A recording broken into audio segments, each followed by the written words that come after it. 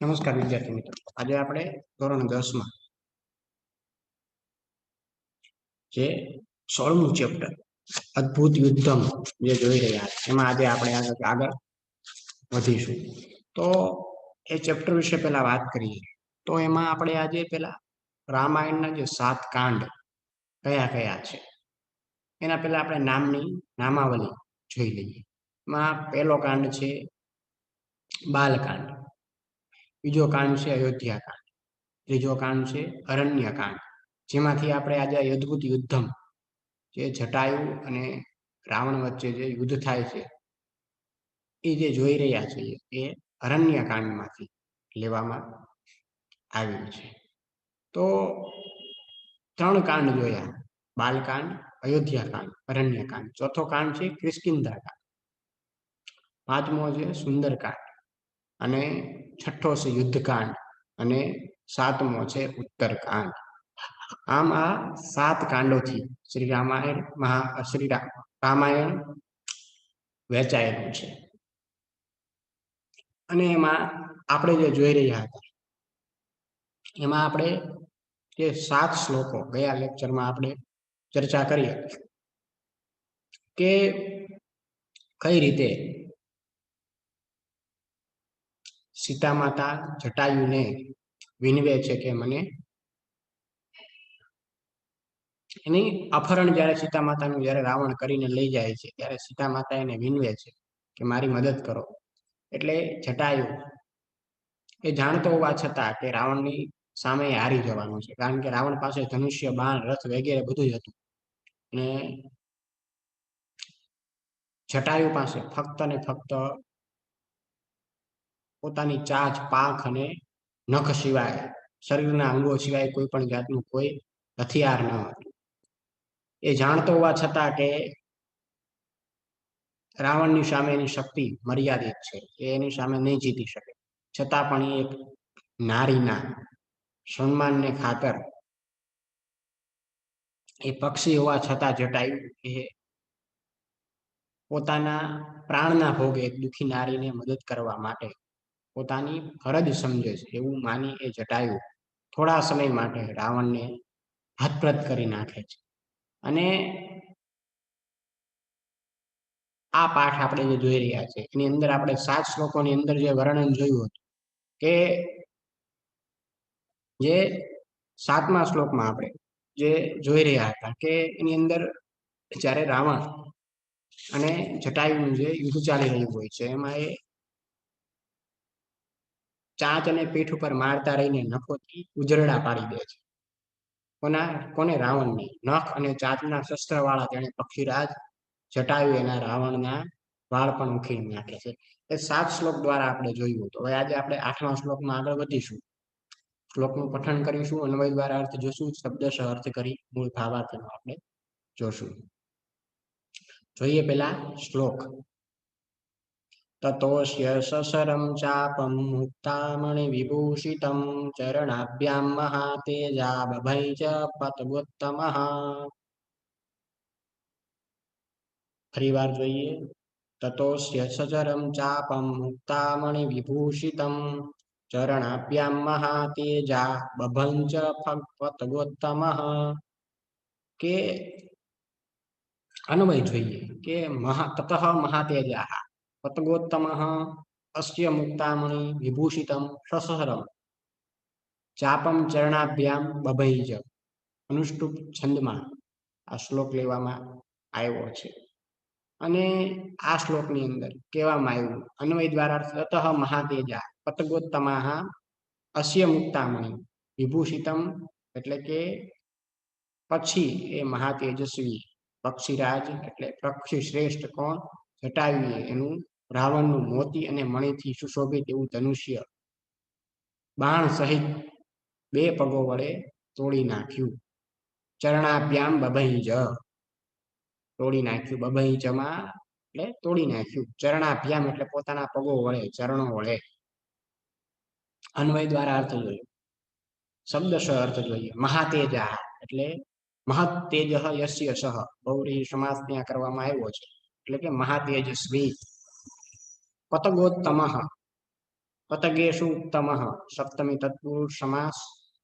પક્ષીઓમાં શ્રેષ્ઠ કોણ? જટાયુ એ. મુક્તામણિ વિભૂષિતમ. મુક્તા ચ અસૌ મણિ ચ મુક્તામણિ કર્મધારે સમાસ. મુક્તામણિના વિભૂષિતમ તૃતીયા તત્પુરુષ સમાસ. બે સમાસ ત્યાં કરવામાં આવ્યા છે. મોતી અને મણિ વડે સુશોભિત એનો અર્થ એવો થશે. સસરમ ચરણેણ સહ બહુવ્રીહી સમાસ છે ત્યાં. ચાપમ એ ધનુષનું વિશેષણ ત્યાં દર્શાવવામાં આવ્યું છે. ચરણાભ્યામ એટલે પોતાના બે પગો વડે. બભંજ એટલે બભંજ એટલે તોડી નાખ્યું. બભંજમાં ભંજ ધાતુ છે. જો ભંજ આવી રીતે લખાય. આપણે એકવાર વાત કરીએ એટલે વિસર્ગ સંધિમાં ય લખાય ને એવી રીતે.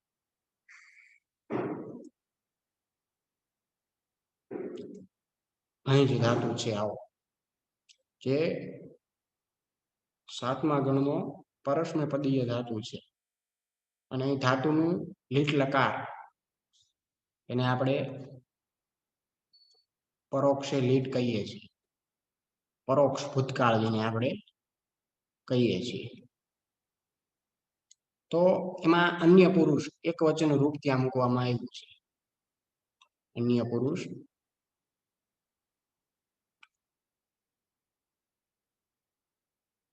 એક વચન રૂપ એ મૂકવામાં ત્યાં આવ્યું છે. આ આપણે મૂળ શબ્દાર્થ હતો એ આપણે જોયો. હવે આપણે એનો મૂળ ભાવાર્થ જોઈએ.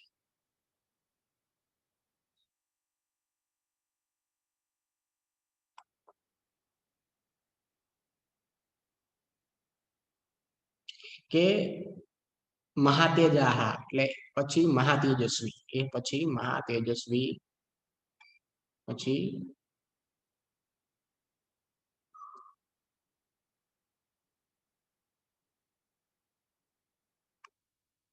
મહાતેજસ્વી પક્ષી શ્રેષ્ઠ.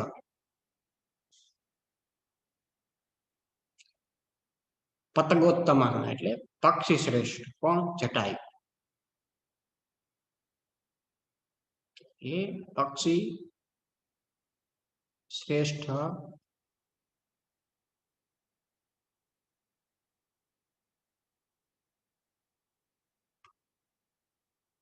જટાયુ. જટાયુ એ એનું કોનું? રાવણનું.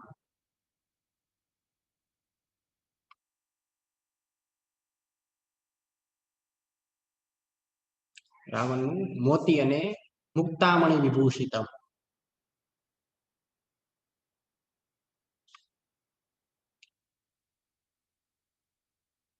મોતી અને મણિથી સુશોભિત. મણિથી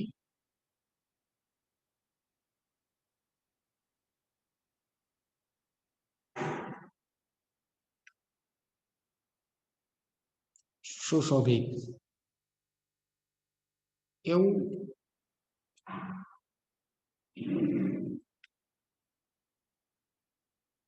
ધનુષ્ય બાણ સહિત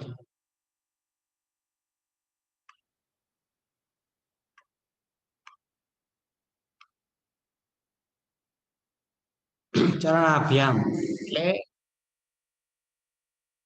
પોતાના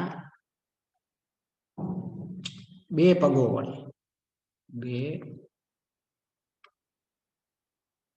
પગો વડે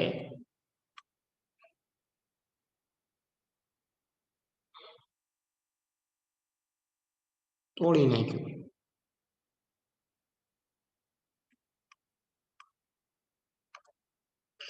તતોસ્ય સચરમ ચાપમ મુક્તામણિ વિભૂષિતમ ચરણાભ્યામ મહાતેજ બભંજ પતગોત્તમઃ. એ મહાતેજસ્વી પક્ષશ્રેષ્ઠ જટાયુ એનું ચરાવરનું મોતી અને મણિથી સુશોભિત એવું ધનુષ્ય બાણ સહિત પોતાના બે પગો વડે તોડી નાખ્યું. આ શ્લોકનો આપણે આ ભાવાર્થ જોયો. હવે આપણે 9મા શ્લોકમાં આગળ વધીએ. પઠન કરી અન્વય દ્વારા અર્થ કરી શબ્દ અર્થ કરીશું અને મૂળ એનો ભાવાર્થ આપણે જોશું. સભગ્ન ધન્વા વિરથો હતાશો હતસારથિ હસ્તે નાદાય વૈદેહી પપાત ભુવિ રાવણઃ. ફરી વાર જોઈએ. સભગ્ન ધન્વા વિરથો હતાશો હતસારથિ હસ્તે નાદાય વૈદેહીમ પપાત ભુવિ રાવણઃ. કે અન્વય જોઈએ. સ ભગ્ન ધન્વા વિરથ હતાસ્વ હતસારથિ રાવણઃ વૈદેહી હસ્તેન આદાય ભુવિ પપાત. અનુષ્ટુપ છંદમાં લેવામાં આવી છે. જે આપણે 7 10 જે શ્લોકો આપણે જોયા એ બધા અનુષ્ટુપ છંદમાં લેવામાં આવ્યા છે. કઈ આવો પ્રશ્ન પૂછાઈ શકે કે અદ્ભુત યુદ્ધમાં લેવામાં આવેલા શ્લોકો કયા છંદમાં છે? તો બધા શ્લોકો 10 શ્લોકો એ અનુષ્ટુપ છંદની અંદર લેવામાં આવ્યા છે. કોઈ પણ બીજો છંદ ત્યાં નથી. સભગ્ન ધનવા વિરથ હતાશ્વ હતસારથી કે એ ભાંગેલા ધનુષ્ય વાળો કોણ? રથ વિહોણો અથવા રથ વિહોણો થયેલો, હણાયેલા ઘોડા વાળો અને હણાયેલા સારથી વાળો રાવણ સીતાને હાથથી લઈને ભૂમિ પર પડ્યો. વૈદેહી પપાત ભુવિ રાવણ. કે સભગ્ન ધન્વા વિરથ હતાશ્વ હતસારથિ રાવણ વૈદેહી હસ્તેન આદાય ભુવિ પપાત. પપાત એટલે પડ્યો. ભૂમિ પપાત ભૂમિ પર પડ્યો. પપાતમાં પત ધાતુ છે. લીટ લકાર પરોક્ષે.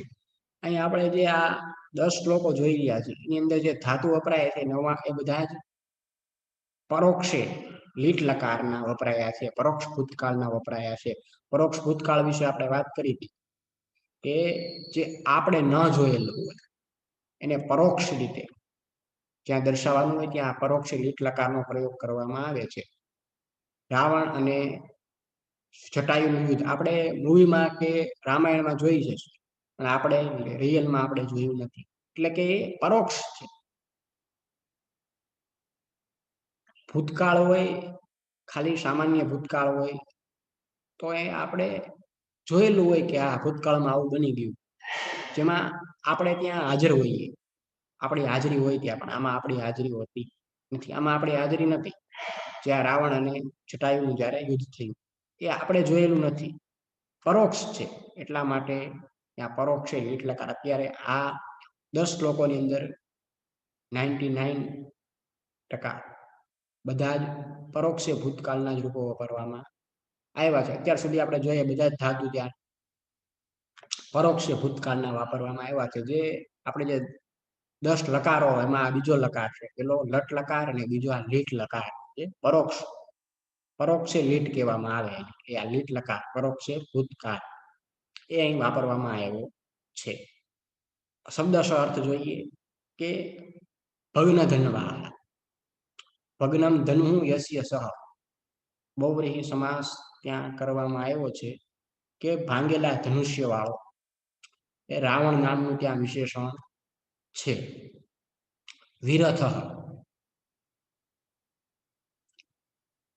રથ વગરનો. વિરથ એટલે નો આપણે અર્થ જોઈએ.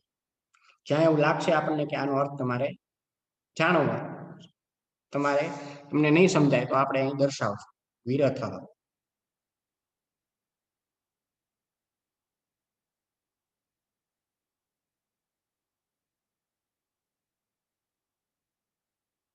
રથ વગરનો. હતાસ્વ. હતાહ અશ્વાહ યસ્ય સહ. બહુવ્રીહી સમાસ ત્યાં કરવામાં આવ્યો છે કે જેના ઘોડા હણાયેલા છે તેઓ, નાશ પામેલા ઘોડા વાળો. હતાસ્વ હતઃ અશ્વ અથવા હતાહ અશ્વ.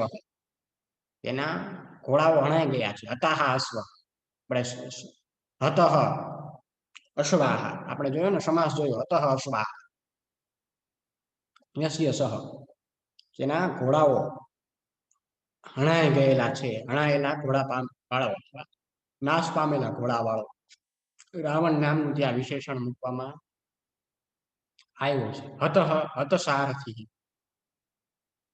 એ પણ ત્યાં પણ બહુવ્રીહી સમાસ છે, સેમ જ છે. અશ્વાહાની જગ્યાએ આપણે સારથી લગાડવાનો, અતઃ સારથી યસ્ય સહ, બહુવ્રીહી સમાસ, હણાયેલા સારથી વાળો રાવણ નામનું વિશેષણ. વૈદેહીમ એટલે સીતાને, હસ્તેન આદાય હાથ વડે લઈને, ભૂવિ પપાત, આપણે વાત કરી હતી ને કે ભૂમિ પર પડ્યો. પપાતમાં પદ ધાતુ, પ્રથમ ગણ પરસ્મૈપદીય ધાતુ, ધાતુનું લીટ લકાર, પરોક્ષે ભૂતકાળનું રૂપ મૂકવામાં આવ્યું છે. અન્ય પુરુષ એક વચન, રાવણ કર્તાનું આ ક્રિયાપદ છે. ભૂવિ પપાત. શબ્દશ અર્થ જોયો, મૂળ ભાવાર્થ જોઈએ.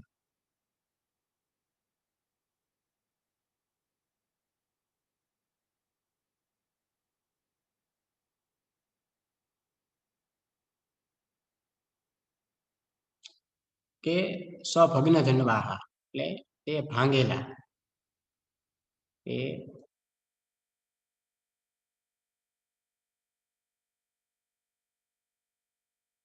ભાંગેલા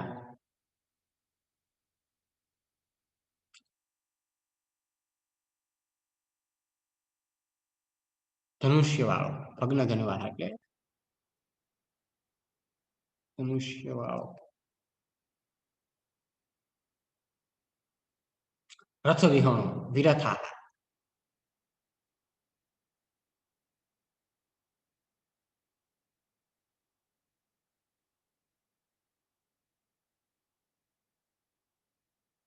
રથ વિહોણો થયેલો.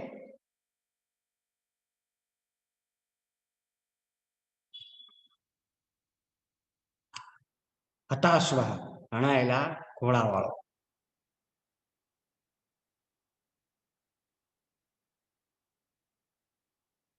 હણાયેલા ઘોડા વાળો. હતસારથી, હણાયેલા સારથી વાળો.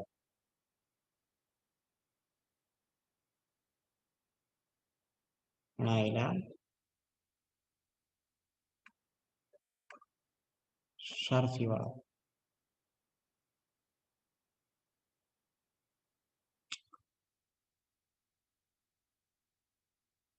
રાવણ હસ્તે નાદાય વૈદેહીમ પપાત ભુવિ રાવણ. રાવણ સીતાને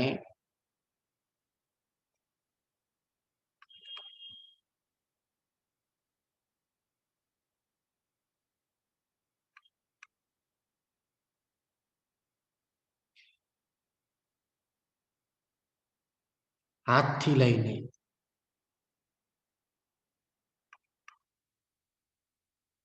ભૂમિ પર પડ્યો.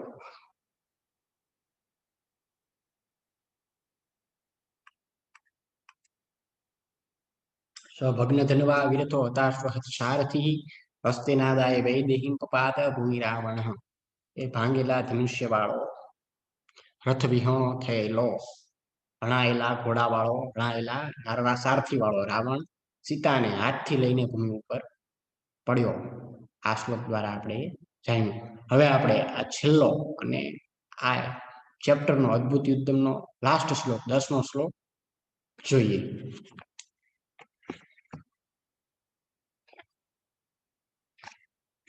પઠન કરી અન્વય દ્વારા શબ્દશઃ અર્થ કરી એનો મૂળ ભાવાર્થ જોશું. જોઈએ પેલા શ્લોક.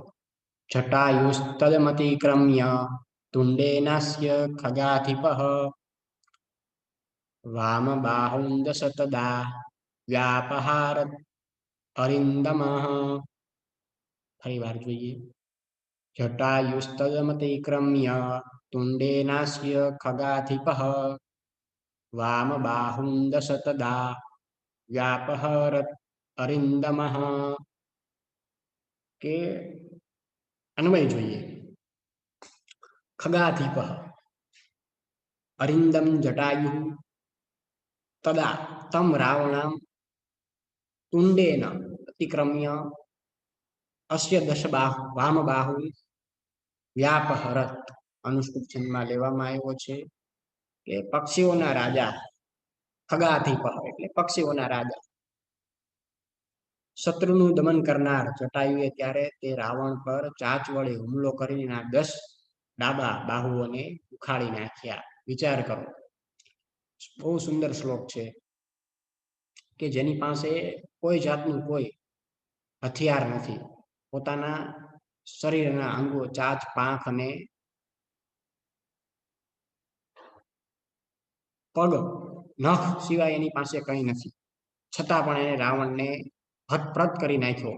આપણે આગળના 9મા શ્લોકમાં પણ જોયું કે ભાંગેલા ધનુષ્ય તો એ ભાંગી નાખ્યું, રથ વિહણો કરી નાખ્યો, એના ઘોડાઓને હણી નાખ્યા, એના સારથીને હણી નાખ્યો અને એને ભૂમિ ઉપર પછાડ્યો. એની પહેલા 8મા શ્લોકમાં પણ આપણે જોયું કે મહાતેજસ્વી જટાયુ એના રાવણનું મોતી મહામણીથી વિભૂષણ શોભી જેવું ધનુષ્ય પણ બાણ સહિત પોતાના 2 પગો વડે એને તોડી નાખ્યું. અને આ 10મા શ્લોકની અંદર આપણે જોયું કે પક્ષીઓના રાજા એ જટાયુ, શત્રુનું દમન કરનારા જટાયુએ ત્યારે એ રાવણ પર ચાંચ વડે હુમલો કરીને એના 10 ડાબા બાહુઓને પણ ઉખાડી નાખ્યા. આ હતી જટાયુની તાકાત. જો એની પાસે કોઈ હથિયાર હોત તો એ કદાચ રાવણને લઈ પણ ન જવા દે, એવું આપણે અનુમાન લગાવી શકીએ કે જે રીતે એણે રાવણને હતપ્રત કરી નાખ્યો. અન્વય દ્વારા અર્થ જોયો, શબ્દશ અર્થ જોઈએ. ખગાધિપહ, ખગા નામ અધિપહ, ષષ્ઠી તત્પુરુષ સમાસ. પક્ષીરાજ જટાયુ, ખગાધિપહ એટલે પક્ષીરાજ જટાયુ. અરિંદમ અર્થ જોઈએ, અરિંદમ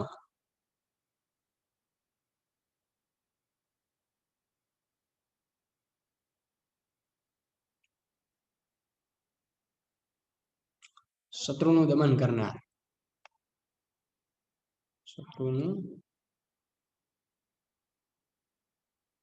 દમન કરનાર.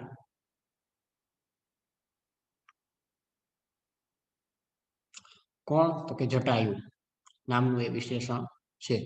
તમ રાવણમ તે રાવણને, તુંડેન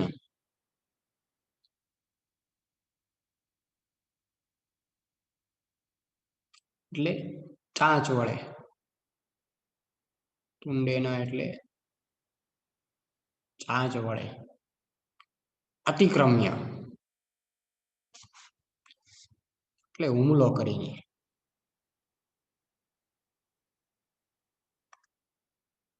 અતિક્રમ્ય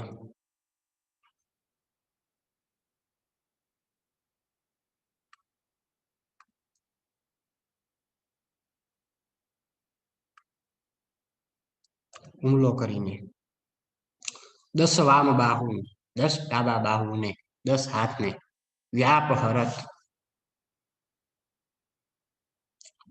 સોરી વ્યપાહરત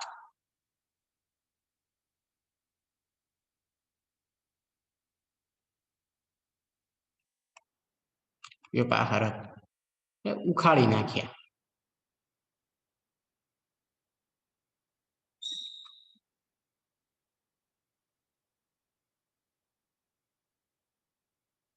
ઉખાડી નાખ્યા. વી ઉપસર્ગ છે, આવું છે ત્યાં. વી ઉપસર્ગ છે, અપ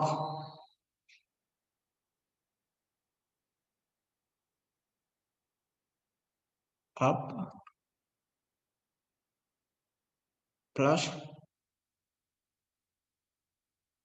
ર ધાતુ છે ત્યાં, જે પ્રથમ ગણ પરસ્મૈપદીય ધાતુ છે અને એ ધાતુનું યસ્તન ભૂતકાળ અન્ય પુરુષ એક વચનનું રૂપ મૂકવામાં આવ્યું છે. અહીં યસ્તન ભૂતકાળ છે, બાકી બધે જ આપણે પરોક્ષ ભૂતકાળ જોયું તો અહીં યસ્તન ભૂતકાળ છે. આ આપણે એનો ભાવાર્થ જોયો. હવે મૂળ આપણે એનો શબ્દશઃ સોરી અર્થ જોયો. હવે આપણે એનો મૂળ ભાવાર્થ જોઈએ.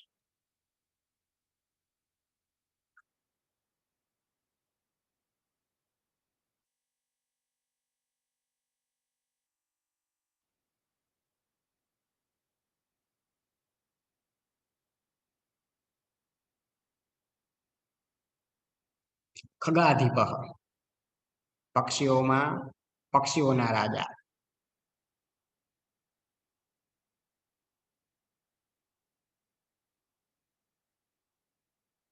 પક્ષીઓના રાજા. અરિંદમઃ એટલે શત્રુનું દમન કરનાર. શત્રુનું દમન કરનાર.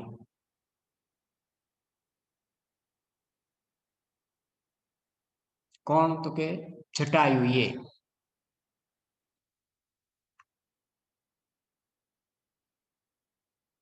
એ ત્યારે તમ રાવણ તે રાવણને તમ રાવણમ તે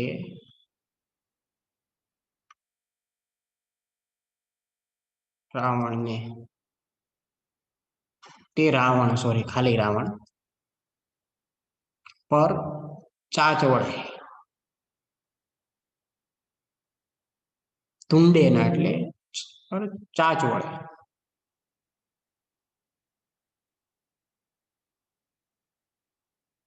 અતિક્રમ્ય હુમલો કરીને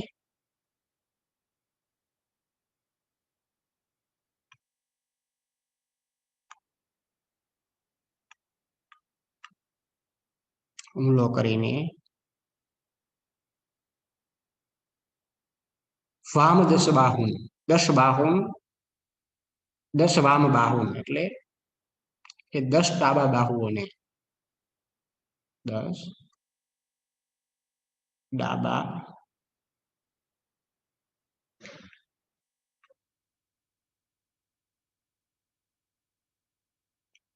બાહુઓને ખાળી નાખ્યા.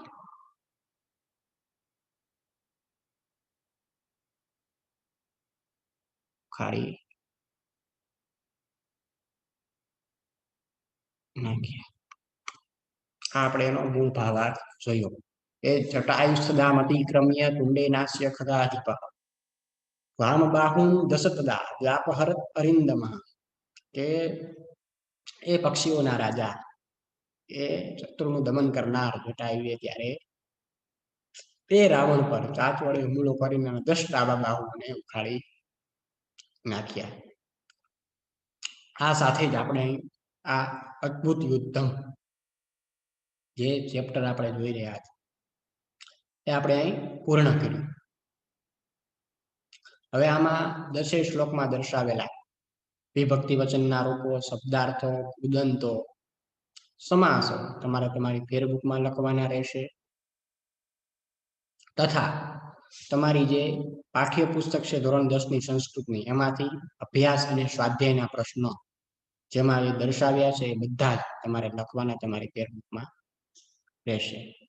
અહીં આપણે આ 16મું ચેપ્ટર અદ્ભુત યુદ્ધમાં પૂર્ણ કર્યું છે. હોમવર્ક ફરીવાર રિપીટ કરી દઉં.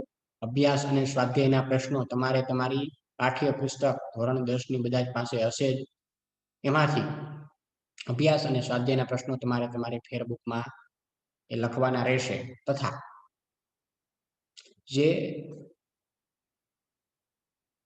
શબ્દાર્થો, વિભક્તિ વચનના રૂપો, કૃદંતો અને સમાસો એ પણ તમારે ધાતુના રૂપો એ પણ તમારે લખવાના રહેશે. આપણે આ 16મું ચેપ્ટર અહીં પૂર્ણ કર્યું. હવે આપણે થોડા આગળ વધીએ. 17મું ચેપ્ટર છે એનું નામ છે સ્વાભાવિકમ સાદૃશ્યમ. એનું નામ છે શું? ચેપ્ટરનું નામ છે સ્વાભાવિકમ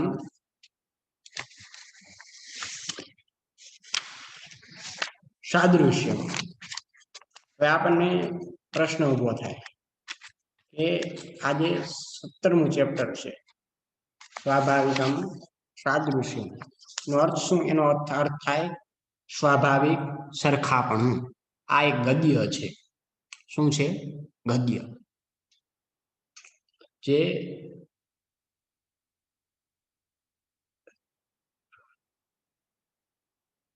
વ્યાકરણ શાસ્ત્રના ગ્રંથમાંથી લેવામાં આવ્યું છે એક સૂત્ર છે સ્થાનેન્તરતમઃ. આપણે જોશું આગળ ત્યારે એ આવશે. જે મહર્ષિ આચાર્ય પાણીની જે અષ્ટાધ્યાયી નામનો જે સંસ્કૃત ભાષાનો જે વ્યાકરણનો ગ્રંથ રચ્યો હતો એમાં એ પહેલા અધ્યાયના પહેલા પાદનું 49મું એ સૂત્ર છે સ્થાનેન્તરતમઃ. એના વિશે વાત કરવામાં આવી છે. તો આજે સ્વાભાવિકમ સાદૃશ્યમ, સ્વાભાવિક સરખાપણું આજે ગદ્ય છે. તો પેલા એના આ ચેપ્ટર વિશે પહેલા થોડી આપણે વાત કરી લઈએ કે જેની અંદર શું દર્શાવવામાં આવ્યું છે, તેમાં શેના વિશે વાત કરવામાં આવી છે, અને આજે પાણીની અષ્ટાધ્યાય નામનો સંસ્કૃત ભાષાનો જે વ્યાકરણનો ગ્રંથ રચ્યો એમાં શું કહેવામાં આવ્યું છે એ પેલા વિશે આપણે પ્રસ્તાવના જેને આપણે કહીએ એ પેલા વાત કરી લઈએ, આપણે સમજી લઈએ. અહીં આપણી સામે દર્શાવવામાં આવેલું છે એ પેલા વાંચી અને આપણે એને સમજી લઈએ કે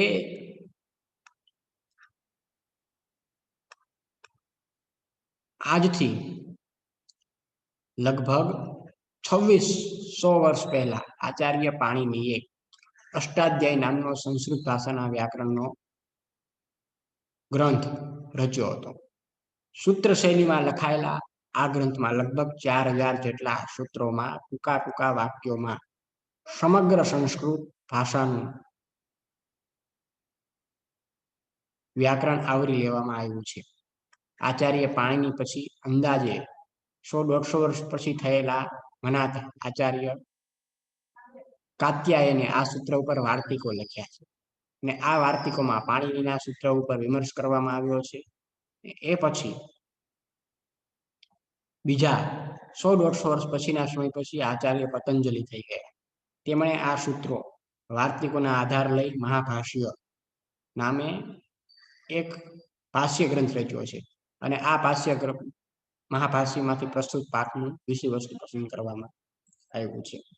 આ આપણે એનો ટૂંકો પરિચય જાણી લીધો કે આપણે ત્યાં ભણવાનું છે સ્વાભાવિક સરખાપણું ગદ્ય જે એમાં એની વાત કરવામાં આવી કે આજથી 2600 વર્ષ પહેલા આચાર્ય પાણીની થઈ ગયા કે જેમણે અષ્ટાધ્યાયી નામનો સંસ્કૃત ભાષાના વ્યાકરણનો ગ્રંથ એ રચ્યો હતો.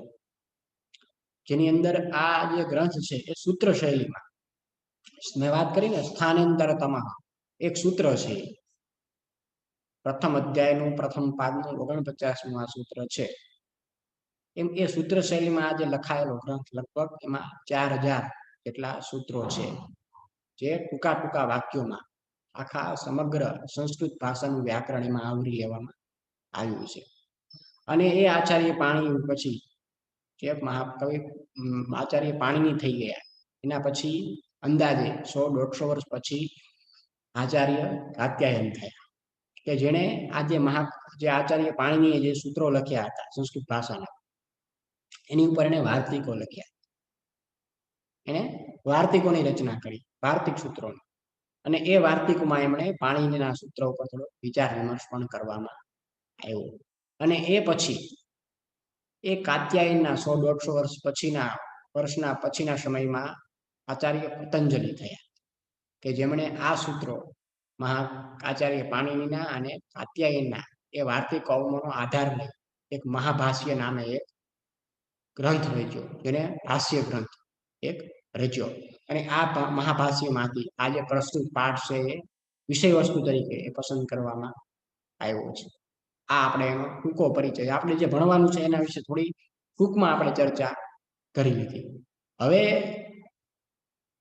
આપણે આજે આચાર્ય પતંજલિએ જે મહાભાષ્યમાંથી આપણે એ તો જાણી લીધું કે વિષય વસ્તુ પસંદ કરવામાં આવ્યો છે. એની અંદર શું છે હવે આપણે આગળ જાણીએ.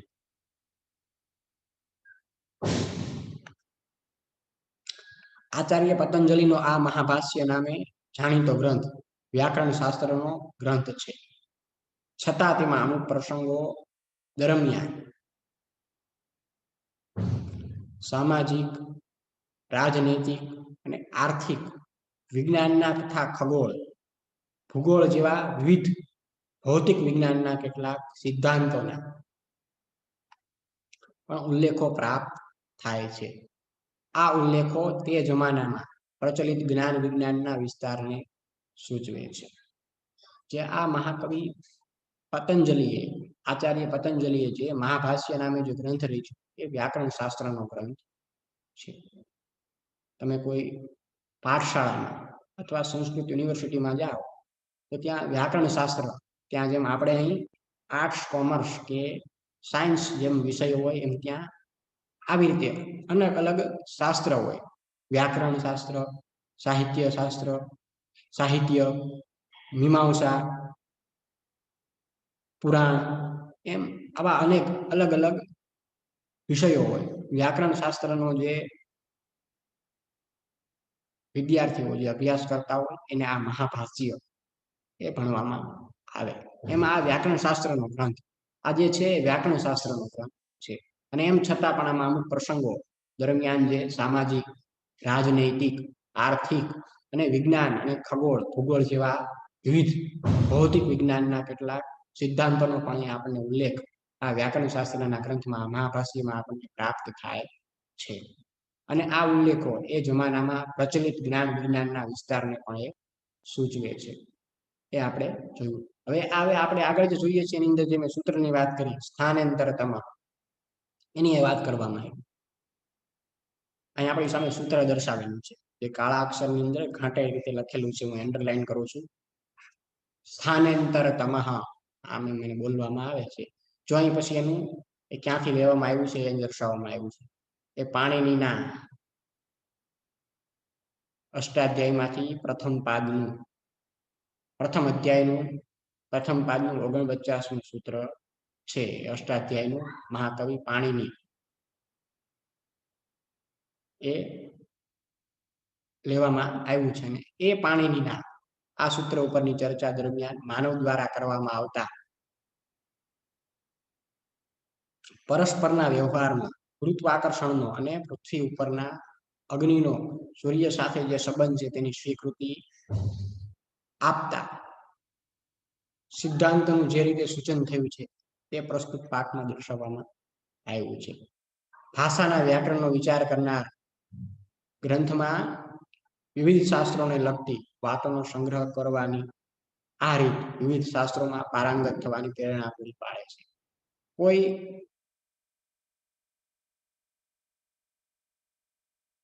એક શાસ્ત્રના વિદ્યાર્થી હોવા છતાં વિવિધ શાસ્ત્રોના સિદ્ધાંતોને જાણકારી વિદ્યાર્થીને હોવી ઘટે. કૌશલ્ય કેળવવાની પ્રેરણા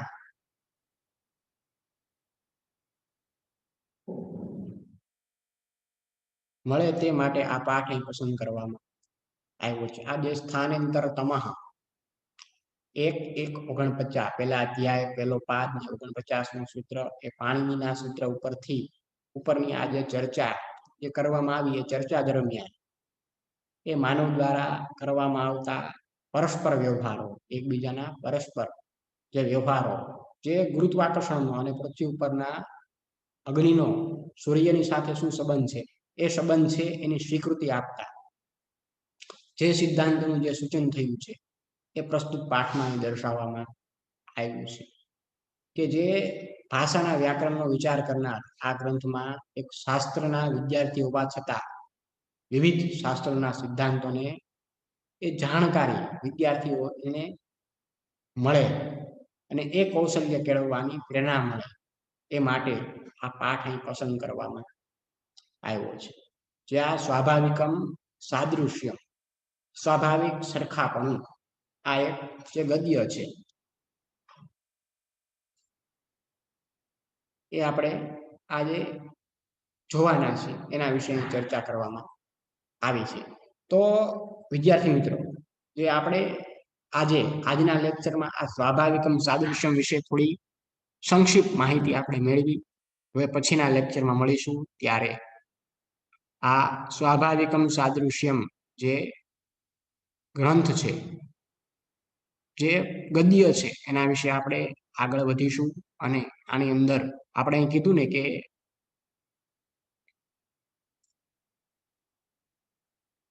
સિદ્ધાંતોની જાણકારી વિદ્યાર્થીઓને મળે.